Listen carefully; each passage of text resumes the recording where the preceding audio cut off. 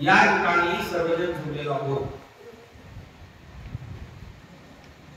आपला 12 मध्ये श्लोक क्रमांक 10 अभ्यास पे समर्थोसी अभ्यास पे समर्थोसी मत कर्मो परमो भव मत कर्मो परमो भव अभ्यास पे समर्थोसी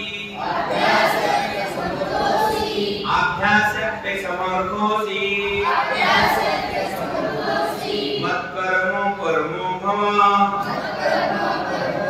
मत कर्मो परमो भव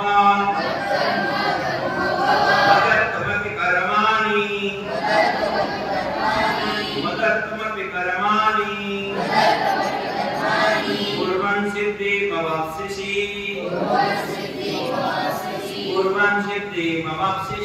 मना अभ्यास पे समर्थोसी अभ्यास पे समर्थोसी मत कर्मो परमो भव मत कर्मो परमो भव मदत्तमपि कर्माणि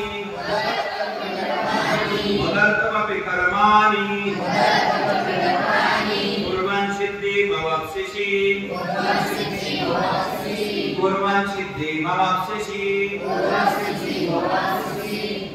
हे अर्जुना भगवान म्हणतात हे अर्जुना आतापर्यंत मी तुला जे ज्ञान सांगितलेलं आहे ते ज्ञान म्हणजे काय आहे। तू प्रयत्न कर परिश्रम कर तेव्हा तुला यश प्राप्त होईल अन्यथा ते यश मिळणार नाही।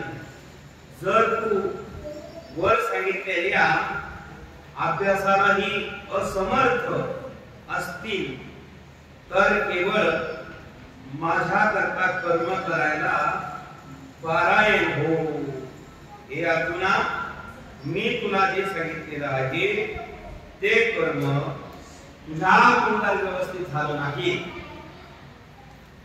जर ते घडलं नाही तर मात्र स्वार्थाचा त्याग करून व परमेश्वरालाच आपल्या परम आश्रय व परम गती समजून निष्काम प्रेम भावनेने सती शिरोमणी पतिव्रता स्वयंप्रमाणे मनाने वाणीने व शरीराने परमेश्वरा करताच यज्ञ दान इत्यादी तप साधना पूर्ण कर्तव्य कर्म करणे यालाच भगवत दर्शन कर्म करणाऱ्याचा पारायण होणे हे नाव आहे।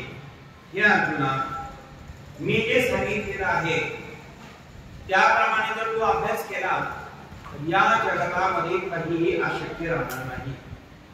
कारण सांगितल्याप्रमाणे अभ्यास कर अभ्यास पे समर्थोसी मत कर्मो परमो भव मदत्तमपि कर्माणि कुर्वन् सिद्धिमवाप्स्यसि।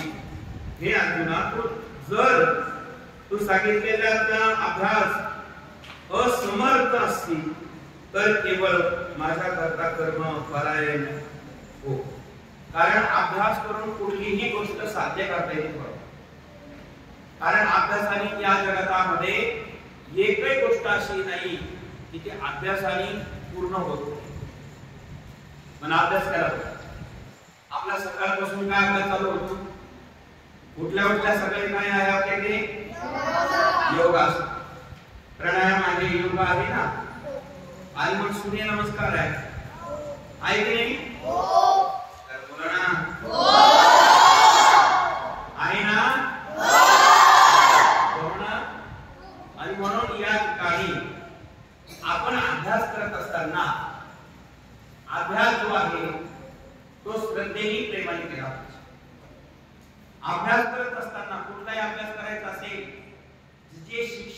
सांगतील, शिक्षक जसं शिकवतील त्याच्यावर पूर्ण नियंत्रण पाहिजे, पूर्ण श्रद्धा पाहिजे, पूर्ण विश्वास पाहिजे, आणि मग तो अभ्यास केला की यश मिळालंच नाही.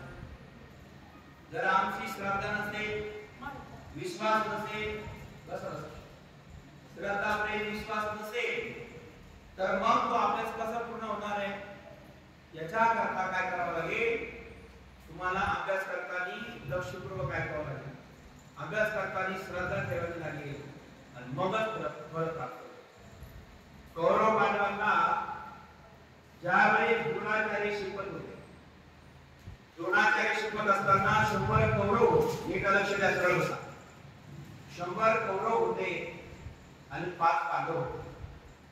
5 पांडव आणि 100 कौरवांना शिकवणारे गुरु जे आहेत त्यांचं नाव आहे गुरु द्रोणाचार्य. द्रोणाचार्य महाराज हे ज्ञान देत असताना, शिक्षण देत असताना ते अत्यंत प्रेमाने शिकवायचे विद्यार्थ्यांना. पण काही विद्यार्थी जिज्ञासू होते, काही विद्यार्थी मान खाली वाकून पाहत होते. सरळ बसा, तू असे मान दाखव, सरळ बसा एकदम. आणि मग काही जिज्ञासू विद्यार्थी होते. जे जिज्ञासू विद्यार्थी होते त्यांचं एक एक वाक्य गुरुच्या वाक्यावर लक्ष होतं, एक एक वाक्य गुरुच्या मुखातून बाहेर पडलं की ते पूर्ण ऐकत होते. कारण गुरुच्या सानिध्यात जायला भाग्य लागतं, पवित्र ठिकाणी जायला भाग्य लागतं. आज तुम्ही इथं नाथाच्या दरबारात आहे, ही अरवणनाथाची मूर्ती आहे. अरवणनाथ महाराजांची उभी मूर्ती किती सुंदर आहे प्रेमनाथ. आणि या ठिकाणी आपण सर्वजण हे सगळं गोष्टी करत असताना हे मंदिर किती सुंदर आहे, इथे चित्रीकरण आहे, अरवणनाथ महाराजांचं जीवनचरित्र आहे. आणि या अरवणनाथाच्या पवित्र ठिकाणी महाराज या दरबारात आपण विद्याभ्यास करत आहोत. तसंच गुरु द्रोणाचार्याच्या आश्रमामध्ये सगळे विद्यार्थी शिकायला गेले. बरं, विद्यार्थी जिथे गुरुच्या आश्रमात शिकायला जातात ते काही गरीबाचे असतात असं नाही, किंवा श्रीमंताचा असतात असंही नाही. श्रीमंताचे असते काय, गरीबाचे असते काय, सर्वांना सारखेपणा असतो, एकच अधिकार असतो, तो गुरुच्या आश्रमात. गुरुच्या आश्रमामध्ये त्या ठिकाणी जे विद्या अध्ययन करत असताना, अभ्यास करत असताना या ठिकाणी आपण सर्वजण हे सगळं शिकत आहोत. धर्मनाथपुढे परिणाम लक्ष पाहिजे विद्यार्थ्यांचं. गुरु जेव्हा जे ज्ञान देत आहे ना, ते ज्ञान देत असताना विद्यार्थ्याचं पूर्ण लक्ष आहे आपल्या शिक्षणावर पाहिजे आणि आपल्या गुरुवर पाहिजे. ज्याचं लक्ष नसेल, चित्त नाही नामी तरी ते व्यर्थ, ते चित्त नामावर नाही ते व्यर्थच आहे. आणि मग चित्त एकाग्र पाहिजे. एकाग्र वृत्तीने जर अभ्यास केला तर निश्चित यश आपल्याला प्राप्त होत असते. आणि म्हणून माय बापांनो, आपण अभ्यास करत असताना गुरु द्रोणाचार्याच्या आश्रमाचे विद्यार्थी होते. 100 कौरव होते आणि 5 पांडव होते. 5 पांडव 100 कौरव या ठिकाणी सगळे अभ्यास करत असताना गुरुदेव शिकवायचे, पण लक्ष मात्र सगळ्यांचं होतं असं काही नाही. गुरुला काही शिष्य म्हणायचे, गुरु काही शिष्यावर जास्त प्रेम करतात आणि काही शिष्यावरती कमी प्रेम करतात. गुरु म्हणजे असं काही नाहीये, जो अभ्यास करेल तो शिष्य प्रिय गुरुला होत असतो. ज्याचं लक्ष नसेल, अभ्यास नसेल, या ठिकाणी ज्याचा अभ्यास नसेल, ज्याचं लक्ष नसेल, त्याच्यावरती गुरु कृपा करत नसतात. ध्यानात ठेवा, ज्यावेळेस ज्ञान देतात ना गुरु, त्यावेळेस तो विद्यार्थी जिथं असेल तिथून पळत आला पाहिजे, ते ज्ञान घेतलं पाहिजे, संग्रह घेतला पाहिजे, त्यांना नाही मारलं पाहिजे. गुरुदेव अभ्यास करताना, शिकवताना, जे अभ्यास देत असताना एकाग्र चित्त पाहिजे. 100 कौरव होते, पण त्या 100 कौरवामध्ये फक्त आणि फक्त अर्जुन 1 नंबर झाला. अर्जुनच काय 1 नंबर झाला? का गुरुदेव जेव्हा जेव्हा जे ज्ञान देत होते तो अर्जुन सगळंच घेत होता. त्यांनी ध्येय ठरवलेलं होतं, गुरुच्या मुखातून वाणीतून बाहेर शब्द पडतील, एकही शब्द बाहेर तसाच ठेवणार नाही. अभ्यास करायचा, रात्रंदिवस परिश्रम करायचा, आणि मग रात्रंदिवस ती विद्या, धनुर्विद्या शिकायचा, योग विद्या असेल, प्राणायाम असेल, जी काही विद्या असेल तो शिकत राहायचा, लक्षपूर्वक करायचा. आणि अर्जुन मात्र सगळ्यात एक नंबर झाला. पण काही शिष्यांमध्ये गोंधळ निर्माण झाला. काही म्हणाले या ठिकाणी सगळेजण आले, परंतु गुरु अर्जुनावरच जास्त प्रेम करतात. गुरुचं जवळचा कोण असतो? जो अभ्यास करतो तो असतो. लांब गेले जवळ गेले असले माहिती, जो अभ्यास करत नाही गुरु तो आवडत नसतो. अभ्यास करणारा असल्या गुरुचा प्रिय तो होत असतो त्याला. त्यामुळे अर्जुन अभ्यास करायचा. आता अभ्यास करताना एकाग्र चित्ताने तो करायचा. चित्त जर एकाग्र नसेल आणि एकाग्र चित्ताने अभ्यास नसेल तर ते यश कसं मिळणार? मग एक दिवस परीक्षा घ्यायची ठरवली. आपल्या सर्वांना माहिती, मला वाटतं अभ्यासक्रमामध्ये तो धडा होता. सगळेजण 100 कौरव 5 पांडव होते. सगळ्यांना त्या ठिकाणी एका झाडावरती एक यंत्र बसवण्यात आलं झाडावरती, आणि ते यंत्र पोपटाचं होतं. त्या ठिकाणी सांगितलं आता हातामध्ये धनुष्य घ्या, भात्यातला बाण काढा आणि झाडावरच्या वृक्षावर जो कळशी बसलेला आहे त्याच्यावर लक्ष घाला. सगळ्यात आधी दुशासनाने सांगितलं. दुशासनाने विचारला, रे बाण लाव, लक्ष घालो, काय दिसतं बघ तिथे? तो म्हणाला, महाराज गुरुदेव फार मोठं झाड आहे, फार वृक्ष मोठा आहे, त्याला खूप मोठे फाटे आहेत, त्याला खूप मोठे दगड आहेत आणि त्याला फार पान आहे आणि त्याच्यामध्ये एक कुंपण होईल. म्हणलं बस काय? अरे नकुल सहदेवा तू साधव. त्याने सांगितलं, गुरुदेव या ठिकाणी सगळं चांगलं आहे, सगळं चांगलं असताना झाड चांगलं आहे, फाट्या चांगल्या आहेत, त्यात पक्षी आहे, पक्षीचं सुंदर मुंडूक आहे. त्याच्यानंतर दुर्योधनाला सांगितलं, तू साधव लक्ष. त्याने सांगितलं, गुरुदेव झाड सुंदर आहे, झाडावर पक्षी आहे, त्याचं मुंडक आहे आणि तो हिरवा कलरचा पोपट, पोपटी कलरचा पोपट आहे. मग त्याच ठिकाणी पांडवांना सगळ्यांना विचारलं का राहिला अर्जुन. जे विमाला विचारलं, धर्माला विचारलं, सगळ्यांनी एक उत्तर दिले वेगळे. आता अर्जुनाला सांगितलं, तू आता हातात धनुष्य घे, भात्यातून बाण काढ, लक्ष साधव. त्यावेळेस काय दिसतं तुला सांग? त्यावेळेस अर्जुनाला उत्तर दिलं, गुरुदेव मला या झाडावरचा वृक्षात असणारा लपलेला पक्षी त्याचा फक्त डोळा दिसतो, बाकीचं काहीच दिसत नाही या जगात. आता बाकीकडे फक्त पक्षाचा डोळा दिसतो. आता खरं लक्ष कोणी साधलं? अर्जुनाने. बाकीच्याला डोळे दिसायचे, फाट्या दिसायच्या, झाडं दिसायचे, पानं दिसायचे, पोपट दिसायचा, त्याची मान दिसायची, चोच दिसायची, नको नको ते दिसायचं. आणि नको नको ते पाहत गेलं की जे पाहायचं असतं ते माणसं विसरून जातात. नको नको करत गेले की जे करायला आलेले असतात ते माणसं विसरून जातात. आणि म्हणून जे करायला आलो आपण, ज्याच्याकरता इथं आलो ते केलं पाहिजे. अर्जुनाचे एक लक्ष होतं, गुरुदेवाने लक्ष सांगितलं, पक्षाचा डोळा वाच. सगळे विसरणार अर्जुन. म्हणजे अर्जुनच एक नंबर का झाला? कारण तो अभ्यास करता आणि एकाग्र चित्ताने करत होता.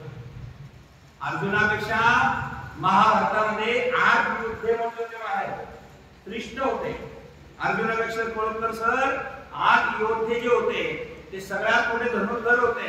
पण त्या महाभारतामधला खरा धनुर्धर कोण आहे? तर तो अर्जुन आहे. अर्जुन का ठरला? तर अर्जुनासारखं एकाग्र चित्त करण्याची आवा क्षमता जगात कोणात नाही. एकाग्रता. नाहीतर जगातला सर्वात मोठा धनुर्धर तो भगवान श्रीकृष्णच आहे. तिथं कौरव पांडवांमध्ये भगवान श्रीकृष्ण सर्वात मोठे धनुर्धर आहे. दुसरे धनुर्धर पितामह भीष्माचार्य. काय महाराज, पितामह भीष्माचार्यांनी परशुरामाला युद्धात हरवलेले, ते सामान्य नाहीये. तिसरे धनुर्धर कर्ण आहे. कर्ण सामान्य नाही महाराज. मी हे सगळे 8 सांगितले तुम्हाला. किती आहे? 8 योद्धे होते अर्जुनापेक्षा श्रेष्ठ. तरी पण अर्जुन श्रेष्ठ का झाला महाभारतातला? याचं कारण असं आहे, त्याची गुरुवर एक निष्ठा, गुरुवर श्रद्धा, गुरुवर एक निष्ठा आणि अभ्यास करताना लक्षपूर्वक अभ्यास करायचा. बोलो जय श्री राधे. आगमन करा अलग निरंजन. तर तो अभ्यास करायचा, म्हणजे अभ्यास करून गुरुवर श्रद्धा घेऊन करायचा आणि मग मात्र त्याला यश प्राप्त व्हायचं. तसं भगवान म्हणतात, हे अर्जुना आता तू अंतिम याच्या जीवनाच्या अंतिम रस्त्यावरती आहे. आता जन्म मृत्यूचा हा खेळ आहे, युद्ध म्हणजे. आता याचा अभ्यास कर. अभ्यास पे समर्थोसी, अभ्यास पे समर्थोसी, मत्कर्मो परमो भव, मत्कर्मो परमो भव, मदर्थमपि कर्माणि, मदर्थमपि कर्माणि पूर्वं सिद्धिमवाप्स्यसि, पूर्वं सिद्धिमवाप्स्यसि. जर तू हे अर्जुना सांगितल्याप्रमाणे अभ्यास केला तर तुला सर्व ज्ञान प्राप्त होईल. म्हणून प्रत्येकाने अभ्यास केला पाहिजे. आपण इथं आलेलो आहोत, श्रद्धेने आपण अभ्यास करण्याकरता आलेलो आहोत. प्रत्येकाने अभ्यास करा, ज्याच्या करता आला ते करा. पकवापाची रियाज असेल मन लावून करा, गीता पाठ मन लावून करा, झोप सुद्धा मन लावून घ्या. काही झोपले तरी चुळबुळच करतात, चुळबुळ करत राहतात. त्या केल्याने सगळे बाप पोरं असे झोपले ना तरी अभ्यास करत नाही. मला झोपताना सुद्धा अभ्यास केला पाहिजे. वर बघायचं, बाहेर झोपल्यानंतर किती सुंदर चंद्र दिसतो, किती सुंदर इथले वृक्ष आहेत, किती जन्मजन्मीच्या पुण्याने या वृक्षाने जन्म घेतला असेल, इथले पाखरं किती भाग्यवान असेल. अर्भनाथाच्या तपोभूमीमध्ये आहे, अर्भनाथाच्या पवित्र स्थानावरती चिव चिव चिव चिव चिव चिव करणारी चिमण्या किती भाग्यवान असेल. कोकिळ वाजणारी पहाटेची आवाज देती कोकिळा किती भाग्यवान असेल. सुंदर हवा किती भाग्यवान असेल. हवा सुंदर हवा येते, सुंदर वायू येतो नाही. कारण वारा सुद्धा ज्याच्या संतांच्या अर्भनाथाच्या दरबारातला वारा आहे, तुमचं पाप नष्ट केल्याशिवाय राहणार नाही. आणि अर्भनाथ महान संत आहे, अभिदेव आहे ते. आणि म्हणून आला शीतळ शांतीचा वारा, तेने सुख झाली या शरीरा, विठला पातकांता तारा कैकासी भात धरा रागा. म्हणून अभ्यास करा. तर दुसरा श्लोक आहे, अथै तदप्य शक्तोसी, अथै तदप्य शक्तोसी, अथै तदप्य शक्तोसी कर्तुं मद्योगमाश्रितः, कर्तुं मद्योगमाश्रितः. अथै तदप्य शक्तोसी कर्तुं मद्योगमाश्रितः, कर्तुं मद्योगमाश्रितः. सर्वकर्म फलत्यागं, सर्वकर्म फलत्यागं तथा कुरु यतात्मवान्, तथा कुरु यतात्मवान्. अथै तदप्य शक्तोसी, अथै तदप्य शक्तोसी कर्तुं मद्योगमाश्रितः, कर्तुं मद्योगमाश्रितः. सर्वकर्म फलत्यागं, सर्वकर्म फलत्यागं तथा कुरु यतात्मवान्, तथा कुरु यतात्मवान्. जरा कल्पना करा, भगवंताच्या नामाने व गुणाचे सर्व कीर्तन मनन करण्याने आणि या ठिकाणी शाश्वत श्वासद्वारा जप करणे, तसेच या ठिकाणी भगवत प्राप्ती करता परिश्रम करणे, अनेक शास्त्राचे पठण पाठन करणे इत्यादी क्रिया भगवत प्राप्ती करता वारंवार करत राहणे, याचा अभ्यास जो करतो त्याला भगवंताची प्राप्ती होते. बोलो अलग.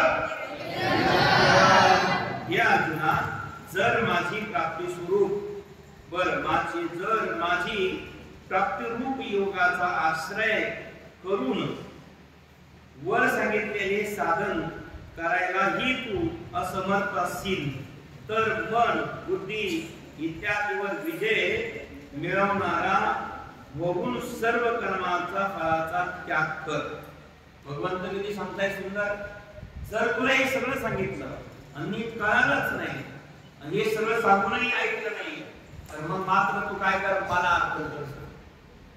तू काय कर, हे सगळं मला अर्पण. जर माझी प्राप्ती रूप योगाचा आश्रय करून वर सांगितलेले साधन करायलाही तू असमर्थ असशील, तर मन बुद्धी इत्यादीवर विजय मिळवणारा होऊन सर्व कर्मांचा फळांचा त्याग कर. आता अपेक्षा ठेवू नको. कर्म करत असताना निष्काम कर्म केलं पाहिजे. आता मी हे करतो आणि माझ्यामुळे हे होतं असं जर झालं सकाम होईल. मी या ठिकाणी आलो आणि मला हे आता हे दिलंच पाहिजे, हे सकाम कर्म आहे. हे आता काहीच नाही, मला एकच करू दे, फक्त तुझी सेवा करू दे, हे कर्म जो करतो तो भगवंताच्या स्वरूपाला प्राप्त होतो. निष्काम कर्म हे अर्जुना मन बुद्धी चित्त अहंकार हे सर्व मनात करतात. कारण या ठिकाणी जे फळ आहे कर्मफळाचा त्याग कर, आणि कर्मफळाचा जर तू त्याग केला तर मग मात्र तुला माझं स्वरूप प्राप्त होईल. काही काही माणसं सेवा फार करतात. सप्ताह असतो गावगावमध्ये, गावगावी सप्ताह असतात बघा. आता पूर्वीची नाही पद्धत राहिली. पूर्वी सर वेगवेगळी पद्धत होती, गावगाव सप्ताह असायचा. काही काही माणसं सप्ताहात फार सेवा करायचे. सप्ताहामध्ये चटाई टाकायचे, सप्ताह झाडून घ्यायचे, मंडप बांधायचे, 7 दिवस वेगवेगळे महाराज गावात यायचे शिंदे बाबा, आणि मग मात्र ती सेवा करायचे. सेवा एवढी करायचे, अन्नदान असेल, सेवा असेल, सगळं करायचे. पण शेवट जाता जाता सगळं झालं का एकच म्हणायचे, पाठ्ठा होता म्हणून सप्ताह झाला. काय म्हणायचे? पाठ्ठा होता म्हणून सप्ताह झाला. आणि जर पाठ्ठा नसता तर सप्ताह नाही झाला नसता. म्हणजे सगळं काही केलं पण कामही फार केलं, पण स्वामित्व स्वतःकडे घेतलं. ऐकताय का? आपण काम फार केलं, सेवा फार केली, स्वामित्व जे आहे स्वतःकडे घेतलं. आणि स्वतःकडे स्वामित्व घेतल्यामुळं परिणाम काय झाला? अहंकार आला आणि सेवा ती निष्फळ गेली.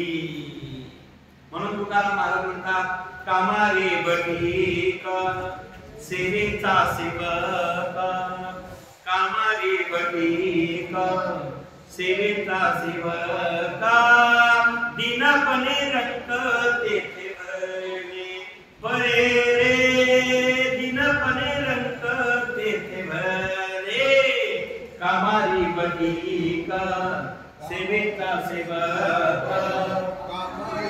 म्हणा सर्व सेविता सेवक,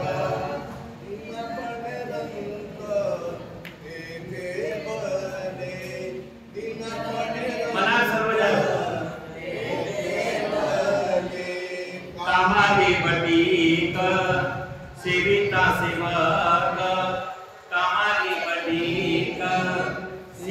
सेवका, दिनपणे रंका तेथे भले बरे रे, दिनपणे रंक तेथे भले, कामारी बटीक कामारी बटीक सेविता सेवक सेविता सेवक,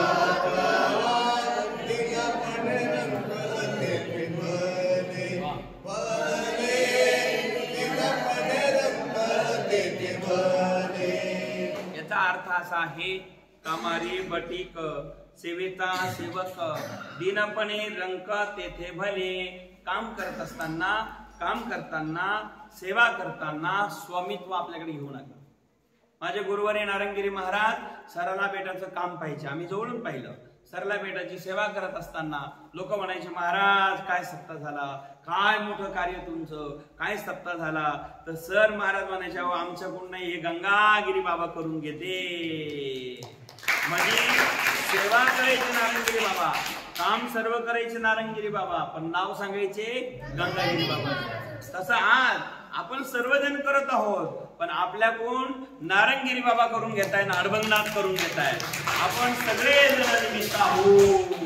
अरुणगिरी बाबा निमित्त आहे, आपण सर्व शिष्य निमित्त आहोत, आणि सगळे शिक्षकही निमित्त आहोत. आपल्याला आशीर्वाद कोणाचे आहे? नारायणगिरी बाबांचे आणि नारबंगनाथाचे. आपल्याकडून कोण करून घेतं? नारायणगिरी बाबा. सर त्यांची कृपा नसते तर हे देवस्थानच नसतं. त्यांची कृपा नसते तर अरबंगनाथ देवस्थान उदयाला आलं नसतं, आणि अरबंगनाथ उदयाला आले नसते तर अरुणगिरी बाबा इथं आले नसते, आणि अरुणगिरी बाबा इथं आले नसते तर कोळंबकर सर महाराज इथं आले नसते, कोळंबकर सर महाराज इथं आले नसते तर विद्यार्थ्याला संस्कृत ज्ञान भेटलं नसतं, आगळे सर आले नसते, इंग्लिश भेटले नसते, आज शिंदे बाबा आले नसते तर आज तुम्हाला इथले मार्गदर्शन भेटलं आता मी सगळ्यांचं नाव वेळ घेत नाही बरं मेजर साहेब. तर हे सगळं झालं आणि मग दादा हो तुमची पंगत सुद्धा नसती. याला कारण कोण आहे? आमच्या सगळ्यांचे सद्गुरू नारायणगिरी बाबा. त्यांची कृपा, त्यांचे आशीर्वाद आहे, त्यांची कृपा आहे. म्हणूनच आपण सर्वजण इथे आहोत. आपल्याकडनं सेवा ते करून घेतात. हे अर्जुना तू सेवा कर. सेवा करत असताना अभ्यास कर आणि हे सगळं कर्म मला अर्पण कर. भगवंत अर्जुनाला काय म्हणतात? कर्मफळाचा त्याग कर आणि कर्मफळ जे आहे ते मला अर्पण कर. भगवान परमात्मा म्हणतात हे अर्जुना कर्मफळ मला तू काय कर? अर्पण कर आणि कर्मफळाचा त्याग कर. कर्म करतोय ना, फळाचा त्याग कर. एक दिवस फायदा निश्चित होणार आहे. झाड लावलं तर फळ येणार की नाही? पण कर्म फळाचा त्याग करा. अपेक्षा काहीच करू नका. सगळे अपेक्षा काहीच करू नका. अपेक्षा नका करू. आणि त्याच ठिकाणी बाळांनो अपेक्षा न करता जर सेवा केली तर अर्जुनाची कृपा होणार म्हणजे होणार. आपल्याला स्वर्गात जागा मिळणार म्हणजे मिळणार. कोल्हापूर सरांसारख्या 85 वर्षाच्या तरुणाला औरंगाबाद इथे घेऊन येतात. त्याचा मनापासून धन्यवाद धन्यवाद धन्यवाद. 85 वर्षाचा तरुण या ठिकाणी जास्त सेवा करतात शिंदे बाबा. तर या ठिकाणी ही अर्जुनाची कृपा आहे आणि आमच्या सरांकडे आपल्या सगळ्यांचे आदर सर बरोबर आहे की नाही? आपल्या सर्वांची या ठिकाणी सेवा करतात. सर्व शिक्षकांना धन्यवाद. म्हणून कर्मफळाचा त्याग कर. श्रियो हि ज्ञानमभ्यासां गीता आता समोर घ्या. श्रियो हि ज्ञानमभ्यासां ज्ञानाध्यानं विशिष्यते. ज्ञानाध्यानं विशिष्यते. श्रियो हि ज्ञानमभ्यासां श्रियो हि ज्ञानमभ्यासां ज्ञानाध्यानं विशिष्यते. श्रियो हि ज्ञानमभ्यासां ज्ञानाध्यानं विशिष्यते. ज्ञानाध्यानं विशिष्यते. ध्यानात् कर्म फलत्यागास् ध्यानात् कर्म फलत्यागास् ध्यानात् कर्म फलत्यागास् त्यागच्छन्ति निरन्तरं त्यागच्छन्ति निरन्तरं ध्यानात् कर्म फलत्यागास् ध्यानात् कर्म फलत्यागास् त्यागच्छन्ति निरन्तरं त्यागच्छन्ति निरन्तरं श्रियो हि ज्ञानमभ्यासात् श्रियो हि ज्ञानमभ्यासात् ज्ञानाध्यानं विशिष्यते. ज्ञानाध्यानं विशिष्यते. ज्ञानाध्यानं विशिष्यते.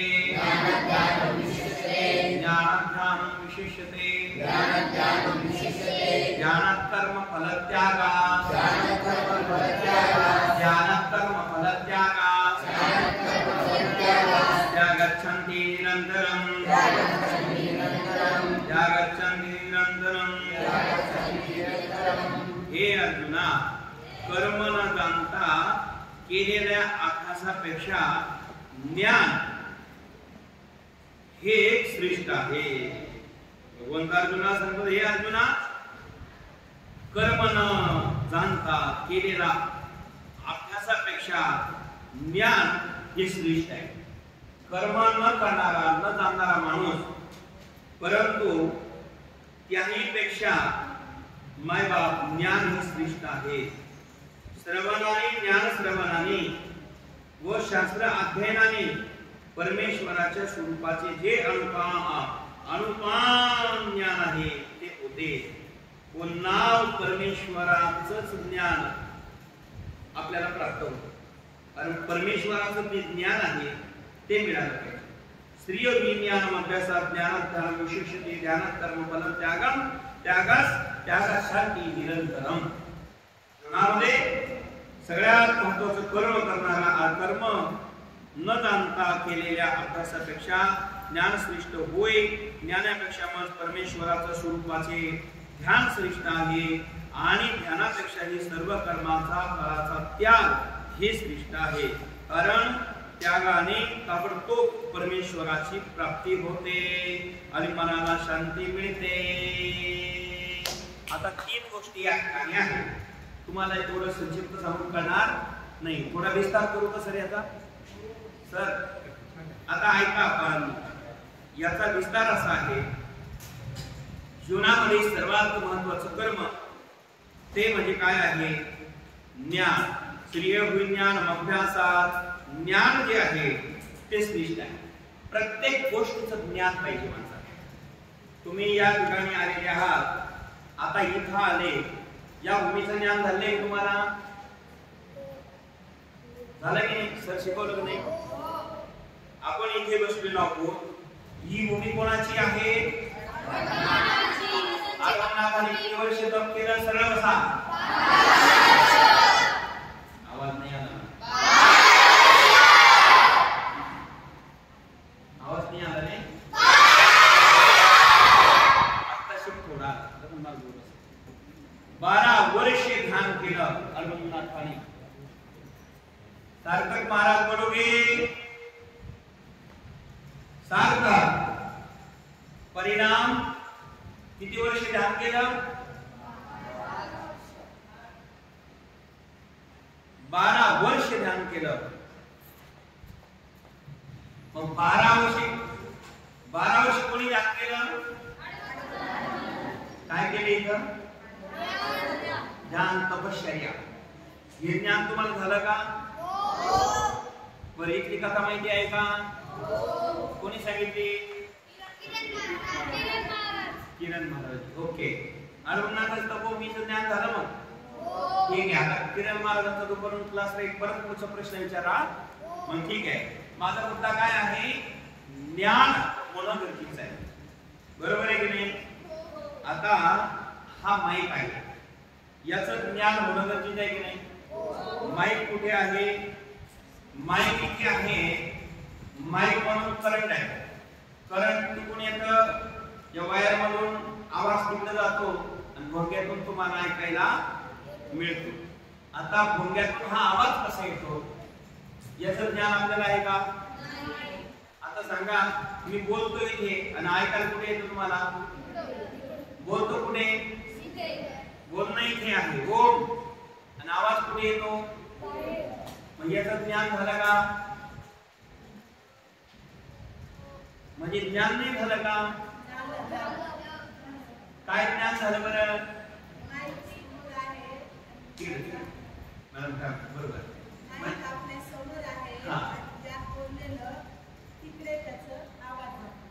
बरोबर. एका मॅडमचा बरोबर. म्हणजे याचं ज्ञान काय झालं? माईक आहे माझ्या समोर आणि माईक जरी माझ्या समोर आहे पण आवाज कुठे येतो? साऊंड मधून येतो. म्हणजे हे ज्ञान आपल्याला झालं. बोलणं इथं पण आवाज तिथे आला. आवाज तिथे आला. आवाज तिथे, बोलणं इथे. बरोबर. इकडे पटकन सारखं मारा. कल्पना करा, मग आधी कुठे आपण म्हणजे बोलतो मी इथे आणि आवाज कुठे येतो? कल्पना करा. बरोबर आहे की नाही? हे झालं ज्ञान. आता ती पीठ तिथं लावली, हा फॅन इथं घुमतो, मग त्या पिनीमधून करंट इकडे फॅनमध्ये आलं आणि ते फिरायला लागलं. आता नाही घेतली तर सगळे फॅन बंद पडले होते. धर्मनाथ सगळ्या खिडक्या होते, इकडच्या खिडक्या हवा येते. कल्पना करा. तर या ठिकाणी ज्ञान होणं गरजेचं आहे की नाही? आता ज्ञान कशाचं? आता मला सांगा, मी एक प्रश्न करतो. मी शिकलेले सगळे शिकलेले का? सगळे हो की नाही? आता मला सांगा, माणसं झोपल्यानंतर कुठे जातात?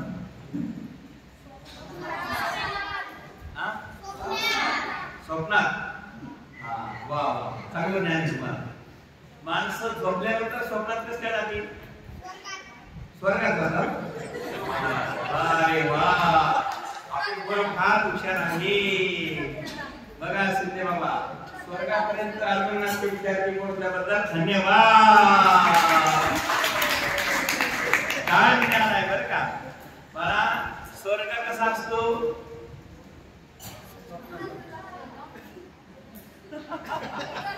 आता तुमचं ज्ञान कळालं. याचा अर्थ मला झोपी गेल्यानंतर माणसं म्हणते हा झोपी गेला, पण झोपी गेल्यानंतर तो कुठं जातो याचं ज्ञान आहे का कोणाला नाही. कोणालाच नाही. ज्ञानाला नाही विज्ञानाला नाही. पण आमचे ऋषी मुनी मात्र याचाही अभ्यास करून त्यांनी ते ज्ञान संग्रह केलं. माणसं झोपी गेल्यावर कुठे जातात आजपर्यंत विज्ञानाला काही सापडलं नाही. माणसं म्हणतात झोपी गेला, पण कुठे गेला. पुन्हा प्रश्न काय आला झोपी गेला. अरे झोपी गेला पण गेला कुठे. झोपी बरोबर आहे की नाही. कुठे गेला झोपी गेला. झोपी गेल्यावर कुठे जातो याचं ज्ञान आहे का कोणाला. हे ज्ञान व्हायचं असेल करून घ्यायचं असेल तर आपल्याला गुरुकुल यावं लागेल, गुरुकुल शिकावं लागेल. हे ज्ञान घ्यायचंय का मग हे ज्ञान घेण्याकरता गुरुकुलामध्ये या. बरोबर आहे की नाही.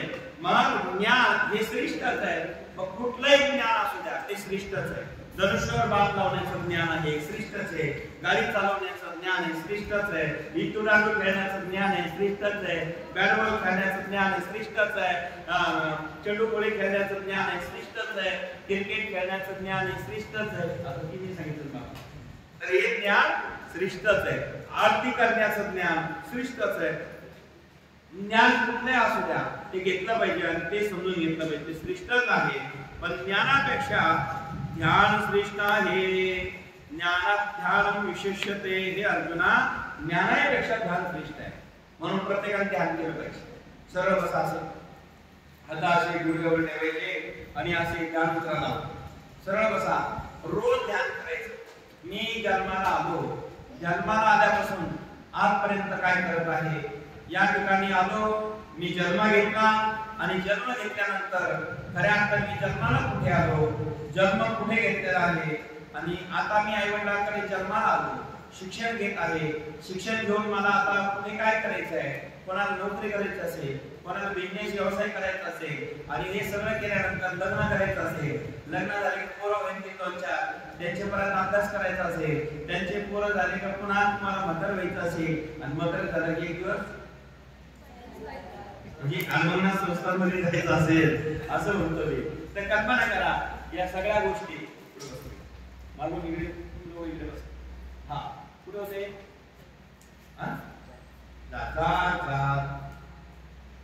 बस. कल्पना करा सरळ बसा. सरळ काय करणार आहोत आपण.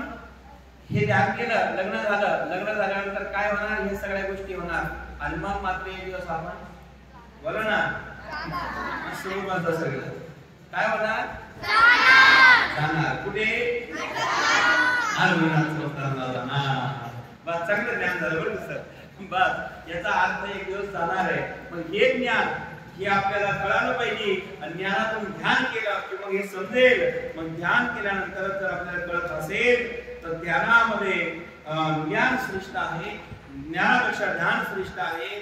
ध्यानापेक्षा ज्ञानात ध्यान विशेष ध्यानात कर्म फलत त्यागात शांती निरंतर. त्यागामध्ये हे सुख आहे. त्या दोन्हीपेक्षा त्याग श्रेष्ठ आहे. श्रीय विज्ञान अभ्यासात ज्ञान ज्ञान विशेषते. श्रीय विज्ञान अभ्यासात ज्ञान ज्ञान विशेषते. ज्ञानात कर्म फलत त्यागात शांती निरंतर. या श्लोकामध्ये भगवंतांनी सांगितलं हे अर्जुना त्याग करा, त्याग करा. एक एक गोष्टीचा त्याग करा. 15 दिवस मला घरी कोणच करायचं नाही. त्याग करा. सुख मिळाल्याशिवाय राहणार नाही. 15 दिवस घरी बोलणार नाही. त्यागात शांती निरंतर.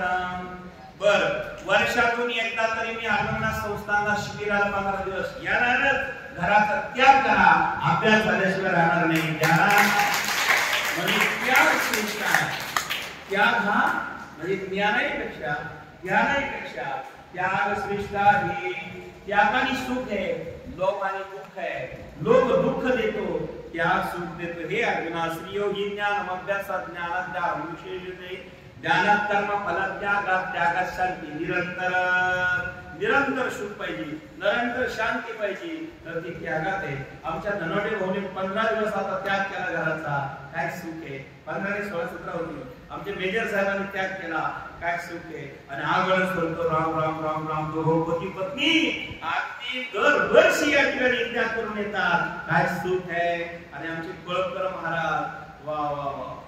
काल पाहिला आम्ही, काल कॅमेऱ्यात मी चेक केलं, सरांनी सगळे कोणाला ज्ञान दिलं, ध्यानही करून घेतलं. आणि जे तिथं असणारे पोरं गडबड करत होते त्यांना सरांनी प्रसादही दिला.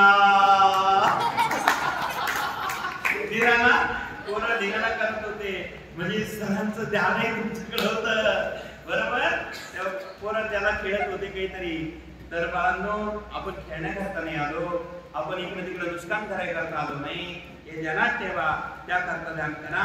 की कळलं तुम्हाला मी साधं ज्ञान का बोलत आहे, कारण तुमची उंची तेवढी आहे म्हणून या क्लासमध्ये मी साधं साधं सोपे सोपे अर्थ सांगतोय, फार किचकट नाही. आणि किचकट सांगितलं तर मला अशी लहान लहान पुढं पुढं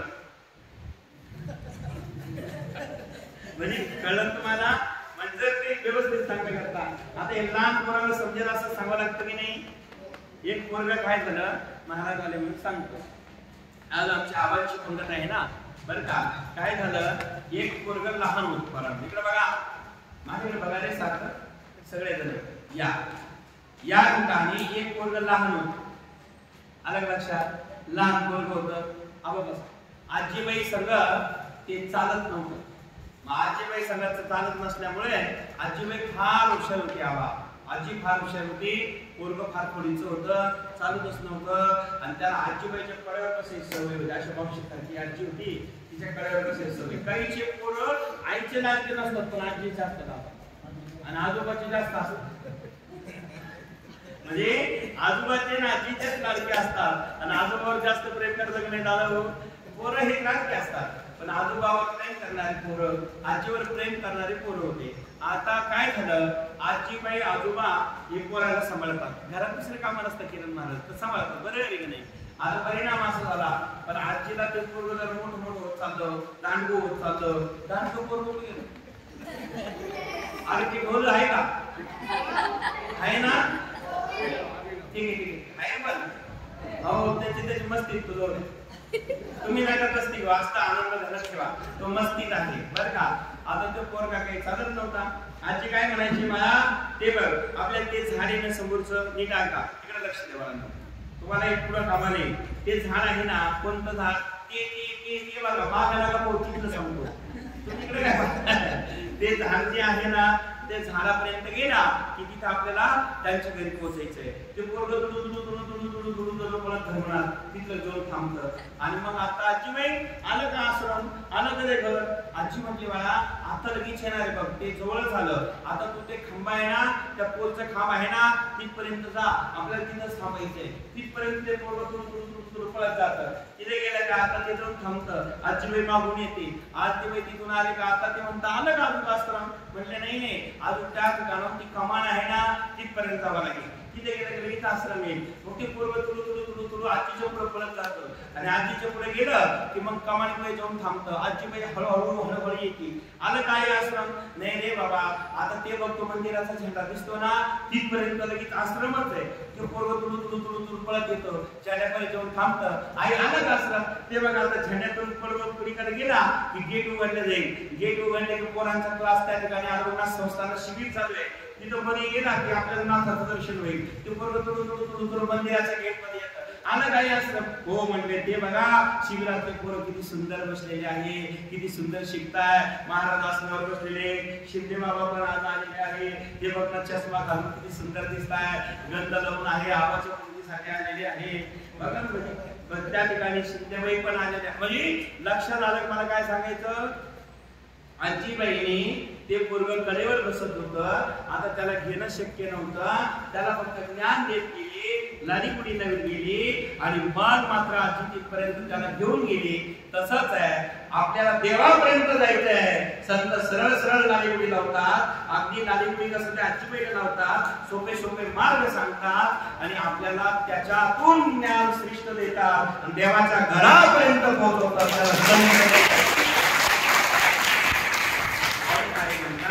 आणि म्हणून श्रियो हि ज्ञानमभ्यासात् श्रियो हि ज्ञानमभ्यासात् ज्ञानं विशिष्यते ज्ञानकर्म फलत्यागात्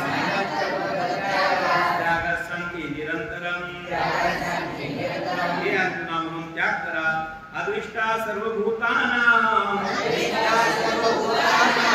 अद्विष्टा सर्वभूतानां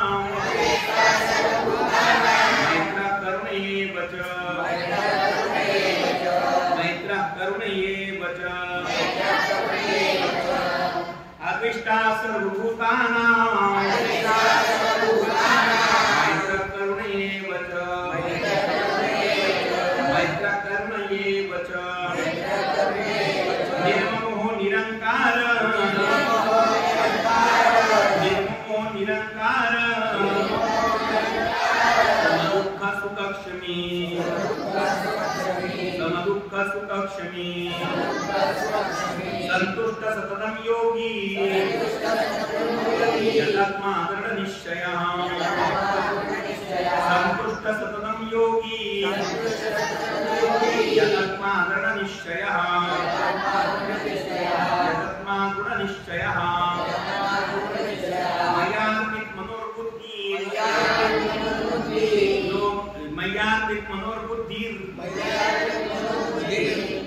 मयार्पित मनोर्बुद्धि मयार्पित मनोर्बुद्धि यो मद्भक्त समे प्रियः यो मद्भक्त समे प्रियः संतुष्ट सततं योगी संतुष्ट सततं योगी यदात्मा दृढ निश्चयः यदात्मा दृढ निश्चयः मयार्पित मनोर्बुद्धि मयार्पित मनोर्बुद्धि यो मद्भक्त समे प्रियः यो मद्भक्त समे प्रियः हे अर्जुना ऐक आता जो कोणत्याही प्राण्याचा द्वेष न करणारा स्वार्थरहित परमेश्वरावर प्रेम करणारा वो अकारण दया करणारा माझेपणा व मीपणा नसलेला सुखातच खऱ्यात आणि दुःखातच समभाव सुखात आणि दुःखात सुखात व दुःखात समभाव असलेला आणि क्षमवान म्हणजे अपराध करणाऱ्यालाही त्याचाही अभ्यास त्यालाही अभय देणारा जो असतो तसेच जो योगी नेहमी संतुष्ट असतो ज्याने शरीर व मन इंद्रिय ताब्यात ठेवलेली असतात ज्याची माझ्यावर दृढ श्रद्धा असते तो मन बुद्धी मला अर्पण करतो आणि मला अर्पण केल्याचा माझा भक्त मला प्रिय आहे असा जो कोणी आहे आता अद्विष्टा सर्व भूतानां मैत्र करुणये वच सगळ्या भूत प्राण्याला मित्र मानतो निर्ममोह निरंकार अर्थात निर्ममोह निरंकार होऊन सुख दुःख याच्यामध्ये सारखी स्थिती ठेवतो संतुष्ट सदैव असतो तो माझ्या स्वरूपाला प्राप्त होतो फल आणि बुद्धी मला अर्पण करतो तो भक्त मला एक नंबरचा प्रिय असतो असं ज्ञान अर्जुनाला भगवंताने दिलं पुंडलिका